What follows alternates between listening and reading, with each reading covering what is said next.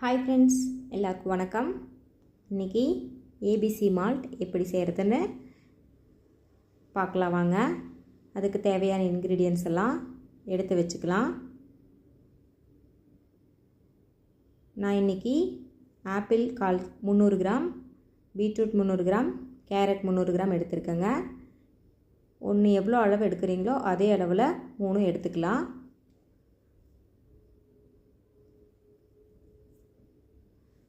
First எல்லாத்தையும் எடுத்து எடை போட்டு வாஷ் பண்ணி வச்சுக்கோங்க. அதுக்கப்புறம் மேலே இருக்கிற ஸ்கின்னெல்லாம் ஃபஸ்ட்டு பீல் பண்ணிடுவோம். அப்புறம் இந்த நட்ஸ் எல்லாம் வந்து உங்களோட விஷ் தான். நான் நட்ஸ் எல்லாமே 100லேருந்து 150 கிராம் போல் எடுத்துருக்கேங்க. கேரட்டு, பீட்ரூட்டு, ஆப்பிள் எல்லாத்தையும் வந்து ஸ்கின்னை இப்போ பீல் பண்ணிக்கலாம். அப்படியே வந்து போடக்கூடாதுங்க.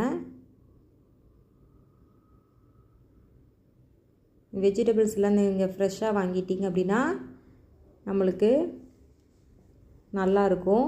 ஏன்னா வந்து ஒரு 1 மந்த் போல் வச்சு கொடுக்க வேண்டியதாக இருக்குல்ல, அதனால் எல்லா பொருளுமே ஃப்ரெஷ்ஷாக வாங்கி போட்டுக்கோங்க. பழசு வந்து யூஸ் பண்ண வேணாம்.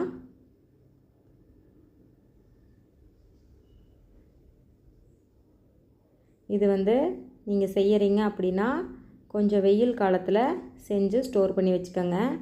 இந்த மழை காலத்துலலாம் செஞ்சிங்கன்னா சீக்கிரமாக வந்து வளராது. வெயில் நல்லா சுள்ளுன்னு அடிக்கும்ல, அப்போ நீங்கள் ஐப்பசி எல்லாம் முடிஞ்சு, ஐப்பசி மாதம்லாம் முடிஞ்சு அதுக்கப்புறம் செய்யுங்க. இப்போ வந்து புரட்டாசி மாதம் அடமழை காலம்னு சொல்லுவாங்க. புரட்டாசி ஐப்பசியில் நீங்கள் செஞ்சு வச்சிங்கன்னா வந்து சீக்கிரமாக வளராது. அந்த மழை ஏறத்துக்கு வந்து கெட்டு போகிறதுக்கு கூட சான்ஸ் இருக்குது. நான் இப்போ எல்லாத்தையுமே வந்து பீல் பண்ணிக்கிட்டேங்க.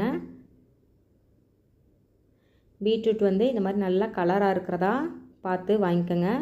ஒன்று ரொம்ப வெள்ளை வெள்ளைன்னு இருக்கும், அது கொஞ்சம் உப்படித்த மாதிரி கூட இருக்கும். பொரியலே பண்ணிங்கன்னா உங்களுக்கு டிஃப்ரென்ஸ் தெரியும். இந்த மாதிரி நல்லா கலராக இருக்கிற பீட்ரூட் சாப்பிட்டிங்கன்னா கொஞ்சம் ஸ்வீட்டாக இருக்கிற மாதிரி இருக்கும். அந்த பீட்ரூட் வந்து கொஞ்சம் உப்படித்த மாதிரி இருக்கும். இப்போ எல்லாத்தையும் வந்து நம்ம கட் பண்ணி எடுத்தாச்சு. எல்லாத்தையும் ஒன்று ஒன்றா போட்டு மிக்சியில் அரைச்சி நம்ம ஆட் பண்ணிக்க வேண்டியதான். எல்லாத்தையும் மிக்சியில் அரைப்படுற அளவுக்கு குட்டி குட்டியாக கட் பண்ணிக்கலாம். இப்போ ஃபஸ்ட்டு நட்ஸ் எல்லாம் வறுத்து வச்சிடலாங்க. அப்போ அது ஆறுறதுக்குள்ளே நம்ம அதெல்லாம் அரைச்சிக்கலாம். நான் வந்து முந்திரி, பாதாம், அதுக்கப்புறம் வால்நட் எடுத்திருக்கேன். நீங்கள் முந்திரி, பாதாம், பிஸ்தா, வால்நட் எது வேணால் எடுத்துக்கலாம் நட்ஸில். எல்லாத்தையும் கொஞ்சம் மிதமான சூட்டில் வறுத்துக்கோங்க. எண்ணெய்லாம் எதுவும் விட்டுறாதீங்க, சாதாரணமாக வந்து அப்படியே வறுத்துக்கலாம். வால்நட்டு கொஞ்சமாக ஆட் பண்ணிக்கிட்டேங்க. குழந்தைங்களுக்கு இதெல்லாம் தனித்தனியாக கொடுத்தோம் அப்படின்னா அவங்க அதெல்லாம் சாப்பிட்றதே இல்லைங்க. இந்த மாதிரி நீங்கள் மிக்ஸ் பண்ணி கொடுத்துட்டீங்க அப்படின்னா அவங்களுக்கு அதுக்குள்ளே என்ன இருக்குது அப்படின்னே தெரியாது. இப்போ ஏலக்காய் பவுடர் உங்கள்கிட்ட இருந்துச்சு அப்படின்னா நீங்கள் பவுடர் ஆட் பண்ணிக்கலாம். நான் வந்து இல்லை, அதனால் இடித்து சேர்த்திருக்கேன். இப்போ ஆப்பிள் அரைச்சாச்சு. அடுத்தது கேரட்டையும் அரைச்சி உள்ளே சேர்த்திக்கலாம். அடுத்தது வந்து பீட்ரூட்டையும் ஃபைனலாக அரைச்சி உள்ளே சேர்த்திக்கலாங்க. தண்ணி மட்டும் விட்டுறாதீங்க. வெறுமனே அந்த கேரட்டு, ஆப்பிள், பீட்ரூட் எல்லாத்துக்குமே காயை மட்டும் போட்டு அரைச்சிக்கோங்க. தண்ணி விட்டு மட்டும் அரைச்சிடாதீங்க. எல்லாத்தையும் ஒரு பவுலில் போட்டு மிக்ஸ் பண்ணிக்கலாம். இப்போ நம்ம வறுத்து வச்சுருக்கிற நட்ஸ் எல்லாம் ஒரு சைடு ஆறட்டும். ஏலக்காய் போடும்போது அந்த தொப்பையில் எடுத்துட்டு வெறும் தூளை மட்டும் போட்டுக்கோங்க. இப்போ ஒரு பேன் நல்லா கனமாக, அடிப்பக்கம் வந்து கனமாக இருக்கிற பேன் வச்சுக்கோங்க.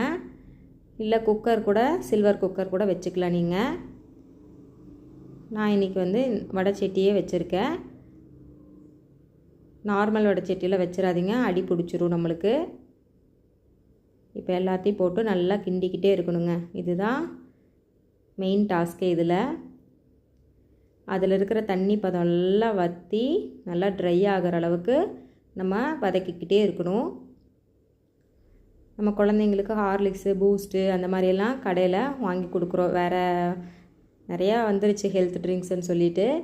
அதெல்லாம் கொடுக்குறத விட இந்த மாதிரி நட்ஸு, இந்த வெஜிடபிள்ஸ், ஃப்ரூட்ஸ் எல்லாம் மிக்ஸ் பண்ணி கொடுக்குறது ரொம்ப ரொம்ப ஹெல்த்தி.